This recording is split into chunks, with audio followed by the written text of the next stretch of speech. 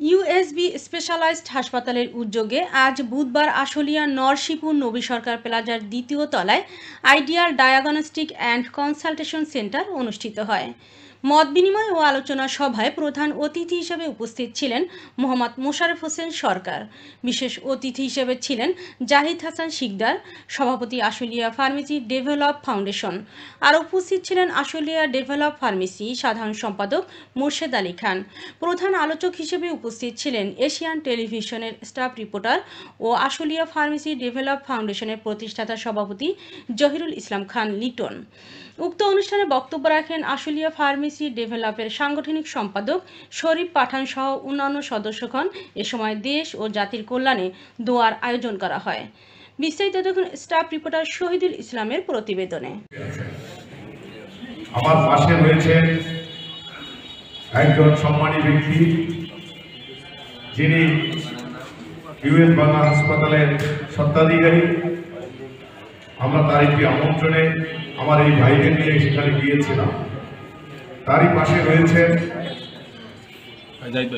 আপনাদের বর্তমান নেতা, যিনি আপনাদের নেতৃত্ব দিচ্ছেন।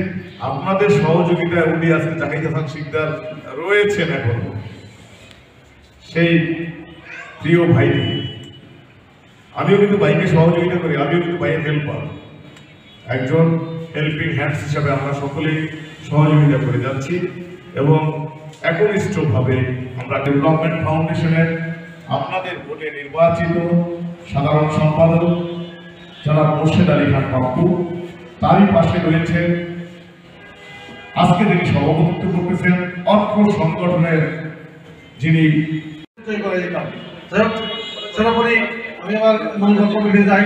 আজকে আমাদের এখানে যারা উপস্থিত হয়েছেন তার ভিতরে অন্যতম আমাদের শ্রদ্ধাভাজন জনাব Zahid Hasan Sikder, Ashulia pharmacy development foundation সভাপতি ও সাধারণ সম্পাদক মোর্শেদ আলী খান পাপ্পু ভাই, এবং আমার অন্যান্য জুনের সভাপতি, সেক্রেটারি এবং আমার সদস্য ভাই যারা এখানে উপস্থিত আছেন, সবাইকে আন্তরিকভাবে ধন্যবাদ জানাচ্ছি আজকে অনুষ্ঠান করার জন্য। তো আমি সাংগঠনিকভাবে আমি আপনাদের কাছে একটা কথা বলবো যে সংগঠন আশুলিয়া ফার্মেসি সংগঠনের সদস্য হয় অন্য পল্লী চিকিৎসক 500 রোগী তো লাভ নেই। আমি ব্যবসায়িক না, আমার বিষয়টা হচ্ছে আমি বললাম লিটন ভাইয়ের কথা শুনতেছি আর আমি অবাক হইতেছি।